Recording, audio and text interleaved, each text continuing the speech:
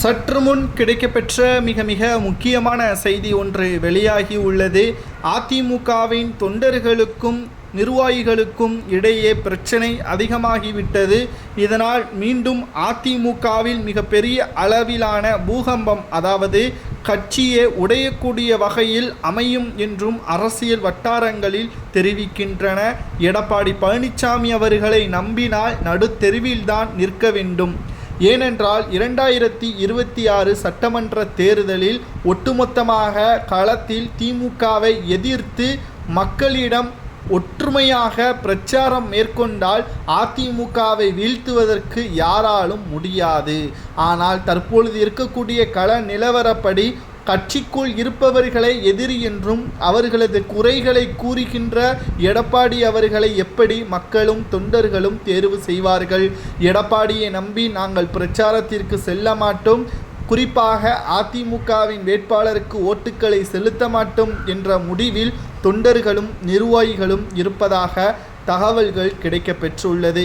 எடப்பாடிக்கு கடைசி வாய்ப்பாக அதிமுகவை ஒருங்கிணைக்க வழி இருக்கிறது. ஓபிஎஸ் அவர்களையும் சசிகலாவையும் வைத்திலிங்கத்தையும் மீண்டும் கட்சியில் இணைத்து அதிமுகவை சிறப்பாக வழிநடத்தினால் மட்டும்தான் எடப்பாடி பழனிசாமி அவர்கள் அரசியலில் நிலைநாட்ட முடியும், வெற்றியும் அடைய முடியும். ஆனால் எடப்பாடி பழனிசாமி அவர்கள் ஓபிஎஸ்ஐ மீண்டும் மீண்டும் எதிர்த்து வந்தால் நிச்சயம் மக்களிடம் மிக மோசமான நிலைமையை தான் உருவாக்குவார். மக்களிடம் வெறுப்பை தான் அவர் நிச்சயமாக அடைவார். அதாவது தமிழகத்தில் 9 மாதங்கள் சட்டசபை தேர்தல் நடைபெற உள்ள நிலையில் இன்று வரை மக்களையும் தொண்டர்களையும் எடப்பாடி பார்ப்பதற்கு தவிர்த்து வருவதற்கு காரணம் அதிமுகவின் தொண்டர்கள் எடப்பாடிக்கு ஆதரவுகள் அளிக்காததுதான்.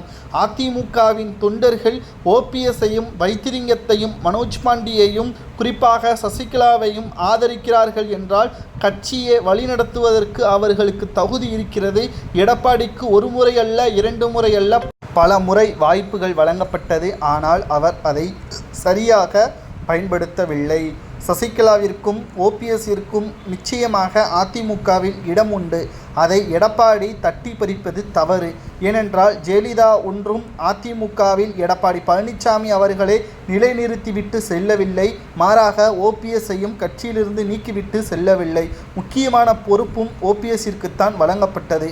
ஆனால் எடப்பாடி தொண்டர்களை கருத்தில் கொண்டாமல் அவரது சுயநலத்திற்காக செயல்படுவது நிச்சயம் தவறு என்று